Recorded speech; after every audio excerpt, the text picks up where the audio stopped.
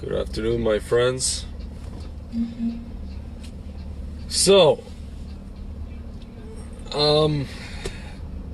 yesterday I was talking to a friend of mine, and we got into a little bit of a banter, little bit of a debate. And the thing is, I have a lot of friends, guys, I'm 39 years old. I have a lot of friends who are like 10 years younger than me, or 10 years younger than I, to use the proper English here, which seems to be lost on a lot of people. And we were talking about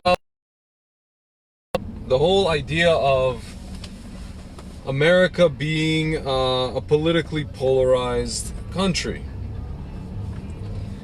And we were talking about it in the context of just, political correctness. And, I was basically telling him that, and I don't know if you guys know this, I did stand up about 10 years ago, and I went up on stage. I actually did fairly well. I don't know why I didn't continue. I did it 3 times. I did really well 2 of those times. And actually, ironically, I was the first time I did stand up, it was in 2007. And my material consisted of basically making fun of all of the Republican candidates who were running for president. And at the very end of my skit, I actually made fun of Hillary. And mind you guys, this was in Gotham Comedy Club. You're talking about like the heart of Chelsea, New York, and there were people there who laughed at my Hillary jokes. They laughed at my Republican jokes, but they also laughed at the Hillary jokes. And I told my friend that if I had done this Hillary material today, I would have been lynched. I literally would have been lynched. And he said, yeah, man, the country's politically divided, la la la, this is the story, this is the situation we are in today. And I explained to him, I'm like, listen, man, you're 10 years younger than me. When you were, like, when I was in college, you were in elementary school. And I'll tell you something, the country is not necessarily divided. I'll tell you exactly what happened. So when I was in the club scene, in the New York City nightclub scene, not comedy club, but like DJ scene, I used to converse with people, argue with people about politics, and I remember that, what is it called? And I remember that there were a lot of people at that time who were what I call the fringe left. People who hated Israel, people who hate Israel. A lot of people hate Jews outright. A lot of people hate America. A lot of people, all the stuff you guys are seeing today, basically in the mainstream from like the Democratic Party, they were considered the fringe at that time.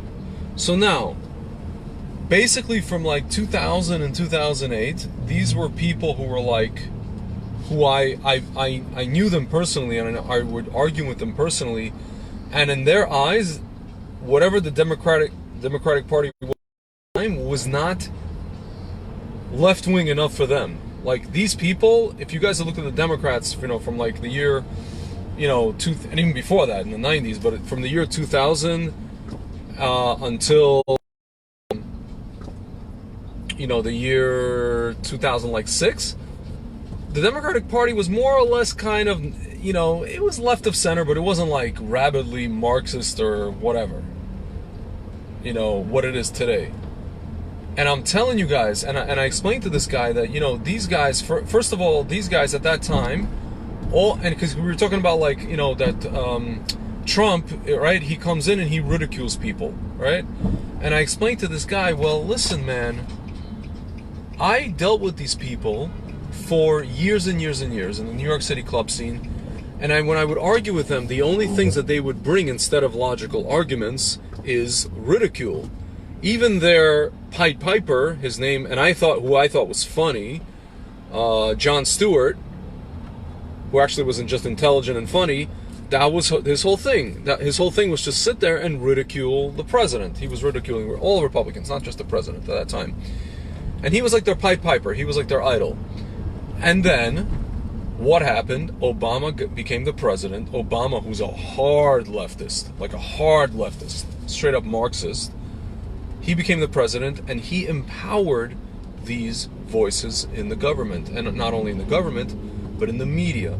So now we got into a situation where basically people gravitated away from this hard left, or the people that stayed on the left, right? The people who are like center left, they had to go along with this agenda. They had to go along with all of these policies that you guys see today, all of this Marxist stuff, all this America-hating stuff that you guys see today, to the point where it looks like the country's divided. The country's actually not so as divided as you think. It's not as divided as you think. It's just that these people, these hard leftists, invaded the scene. They came up on the scene all of a sudden. It wasn't all of a sudden. They came up because again, one of their own became the president, and he enabled them to the point where their party has been hijacked by a bunch of psychos. And the people that have been there forever, people like Pelosi and what's his name, and Schumer, and all these people, they have to go along with this. Why? Because they want to stay in power. My friends, if you guys look at the policies of people like Pelosi and Biden and Schumer and all these people who have been there for years and years and years and years, you look at the stuff that they were saying before, they sound like today's Republicans. When it comes to crime and foreign policy and all these other things, all of a sudden these people are changing their tune. Why? Because they want to stay in power. Because if they're not going to be in power, who's going to replace them? An actual, real, hard leftist Marxist. Pelosi's not a leftist Marxist. She's just a person who wants to stay in power. People want her to do. It's funny, actually. She's actually representing her constituency instead of doing what she wants, which is probably not what they want. Or maybe, who knows? Maybe she changed her mind. Maybe she got dumber over the years. I don't know. But the point is, our country's not as divided as you would think. It's not as divided as you would think. It's been divided. Trump is not the divider. The divisive people are the ones that hate this country. And they came to the point where they built up all these organizations over the years. If you guys think, for example, Black Lives Matter started yesterday, no, it started in 2015. When Obama was president, actually, no, I'm sorry, in 2013, when all these things happened with Trayvon Martin and all these other things, and Ferguson and this, I'm sorry, Trayvon Martin, not Ferguson, all these other, Zimmerman, my friends, there was a black president in charge for 8 years, and this issue wasn't solved. Why, you guys should be complaining to Obama. These people should be complaining to Obama, not to Trump. This was his issue to solve. I remember the pomp and circumstance that was at Trump's inauguration in 2008, and then again in 2012. People were so excited, and they just couldn't hide it. They're about to lose control, and they think they like it. They couldn't hide it. They were so excited that one of their own was president, and he was going to solve all the issues. Did he solve anything? And you could say, well, he can't just solve hundreds of years of issues in eight years. My friends, you know what? He could have made that his one issue, to solve the problem of the African American male, to actually solve it, not to give him handouts, not to give him victim, reparations, which is what they're asking for now, to actually solve the problem. But no, what does he do? He divides. He says these guys did this, Christians did that, white people did this, these guys colonialized. He brings up all of these, what's called in Russian, больные темы, like open wounds, painful themes, and he lets them live and he lets them fester. This is what he did. For 8 years he did this, my friends. He did it for 8 flippin' years. And and now we're talking about, the country's divided more than ever. My friends, again, a bunch of psychos got into power. They got into Congress in the Democratic Party, and they started moving the Democratic Party more and more into the left. So now what happens, my friends? By force of nature, the people who are on the right-wing side are trying to go as further away from that as possible. They're veering and they're steering the Republican Party all the way to the right, or what it seems like to the right, which is actually normal. And then anybody who's in the middle, people like, Tulsi Gabbard, who comes out, she's basically like, an America-loving, I would call her center-left. Maybe she's isolationist, okay, you can argue here and there, whatever it is. But the point is, now you got people like Hillary, who also went along with the left, the leftist psychosis, or is trying to, again, for her it's all about power. She's trying to stay in power, and what does she do? She accuses Tulsi Gabbard of being on Russia's payroll, or she's a spy for Russia, or a shill for Trump, or this or that and the other. My friends, you have to understand something. This is all about power for these people. This is all about power, and they are willing to use anyone and anything to stay in power. They're going to use Black Lives Matter. They're going to use Antifa. They're going to let all these people run amok to do their bidding, even though they don't actually believe in the stuff.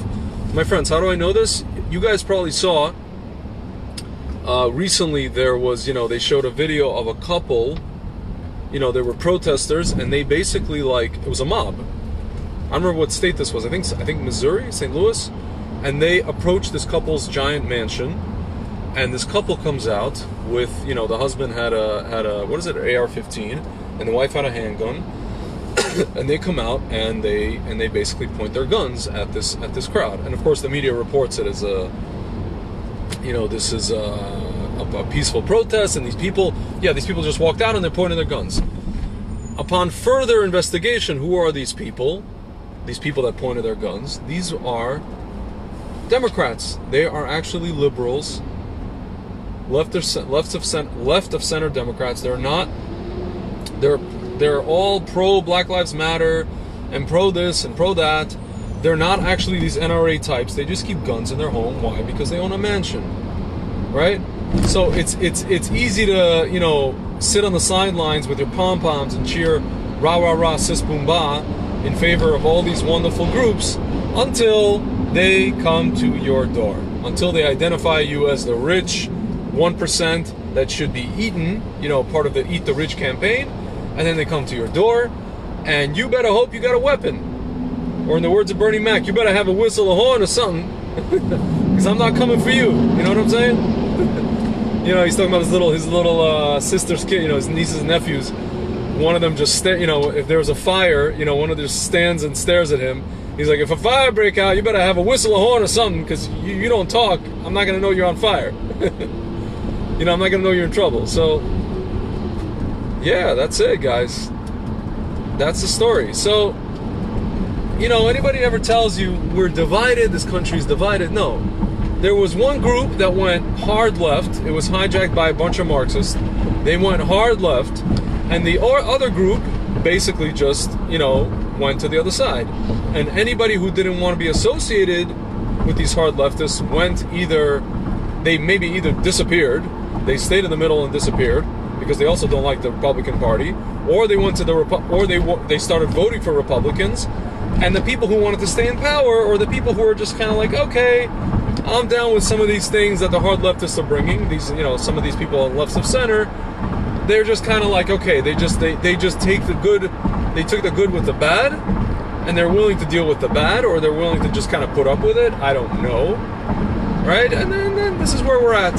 And now it just, you look at the picture that I just drew for you guys, and at first glance it looks like the country's divided. But it's funny because if you actually go on the ground and you examine what's happening here. No, the country's actually not that divided, because you had people who voted for Obama twice who actually went and voted for Trump, or people who would otherwise vote for Sanders because they hate Hillary would vote for Trump. So, my friends, it just goes to show the country's not divided. We have a lot of people who are actually thinkers, and nuanced thinkers, and they think with critical thinking.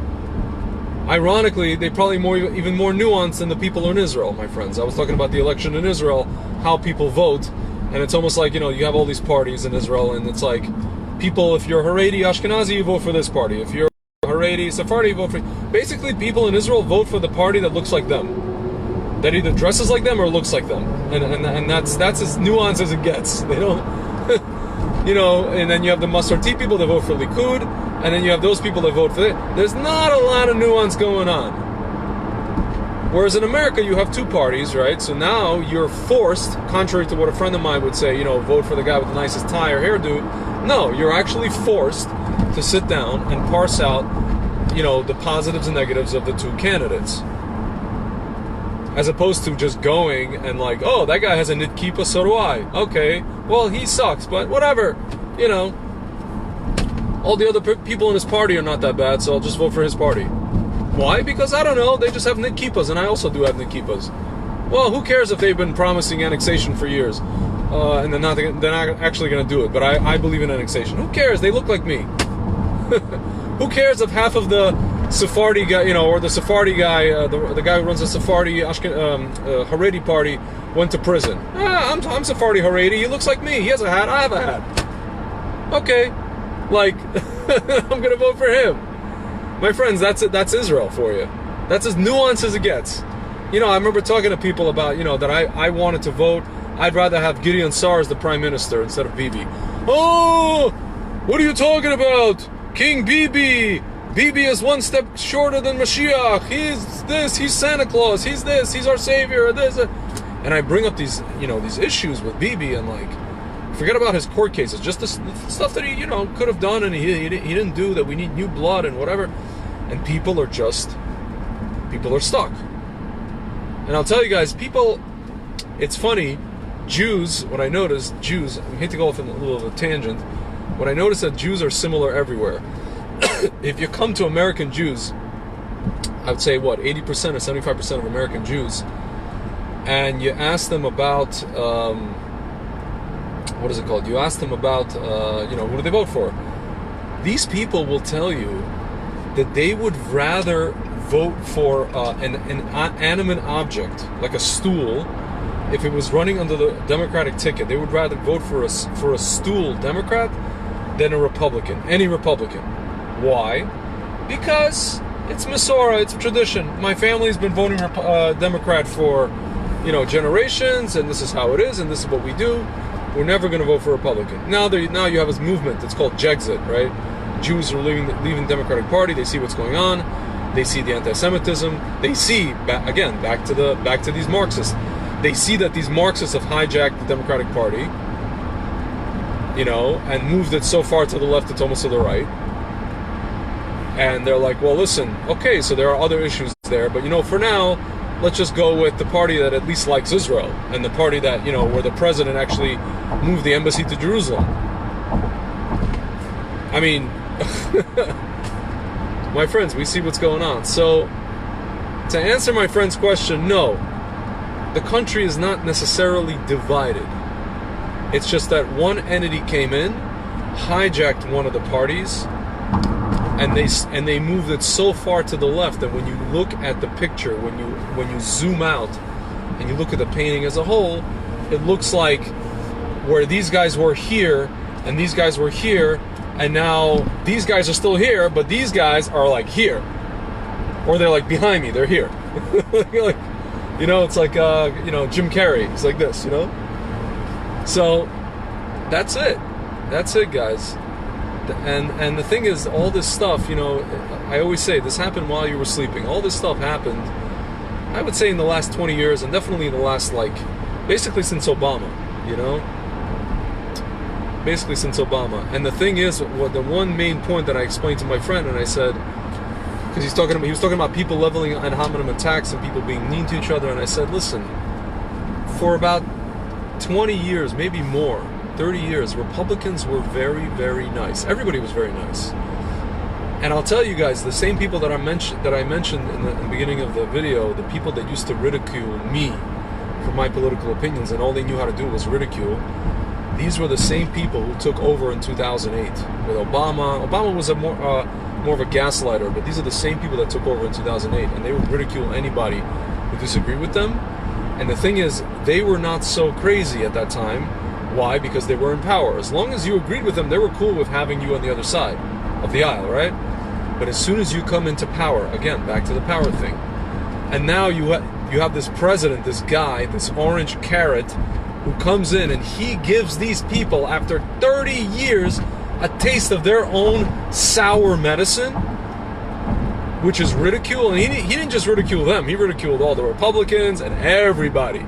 He took a giant steamroller of ridicule and he just, like, you know, flattened everybody, and people loved it. You know, it's like Saul Alinsky, you know, the best weapon is ridicule, and the more of it, the more you do, the more, you know, what is it called? The best tactic is a tactic your people enjoy, and people loved it.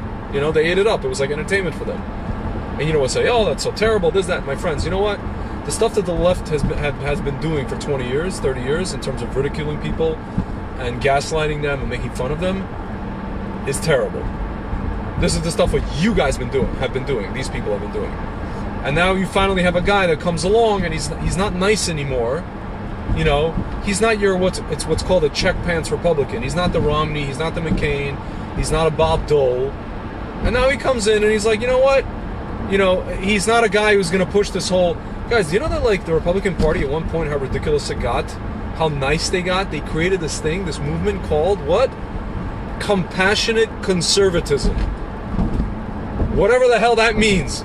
You had to have... They came along, they thought it necessary to create a thing called compassionate flipping conservatism, with the implication that conservatism is not compassionate.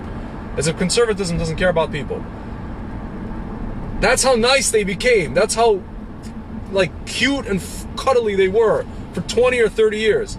And now you have a guy like Trump. He said, you know what? No more Mr. Nice Pants. You know, that's it. We're done. We're done playing nice with you, you know, with your little games. We're tired of your Marxism, your hard leftism, and we're done. The problem is that these people are not going to go down without a fight. That's the problem. And they've hijacked, not only now the party, they've hijacked what's called the zeitgeist of the country. They've convinced everybody that their points are valid, that all of their policies and all of their social, mostly social, you know, ideas, social policies are valid, which they're not. They don't have a leg to stand on. Again, guys, I'm not going to get into them right now. They don't have a leg to stand on. If you're talking about from even a secular perspective, but especially from a Torah perspective, total BS. You see, guys, what it's leading to. It's leading society into Sodom and Gomorrah. That's where we're at. You know, we're not going to have a Noach situation because Hashem promised He's not going to destroy the world. You know, but we're definitely in a Sodom and Gomorrah situation, and we're trying to stop it. And that's it. So, guys, I mean, if you guys are sitting here acting surprised, this stuff did not happen in a vacuum. It happened over the last 20 or 30 years. And all the stuff you guys are seeing today was fermented by these people, was cooked up. It had to, you know, it's like a cholent. It had to simmer and simmer and simmer for 20 years. And Trump came in as finally the, you know, kind of the, you know, in Russian it's called the antibiotic, the antibiotic to this. And you know, this is the adverse reaction we're having. This is called the what do they call it? Side effects. These are the side effects of the treatment. You know, this is the cancer, and Trump is the chemotherapy. And again, it looks like the country's divided. It looks like the country is, you know, what happens in chemotherapy? You start puking, you lose weight, you lose your hair. That's the story, my friends. That's what we're experiencing right now. And, you know, Rabbi Kessin talks about it, that it's a purification of sorts. It's a spiritual purification. That's a whole other, you know, story. But that's what it is. So, in case you guys are wondering, you know, when did this all happen? It happened, guys, while you were sleeping. While everybody was asleep. And, you know, from 2008 until, I mean, at least 2000, but definitely in 2008. And now we're in 2020. But it seems like we're in 1984. Alright, guys. Talk to you guys soon.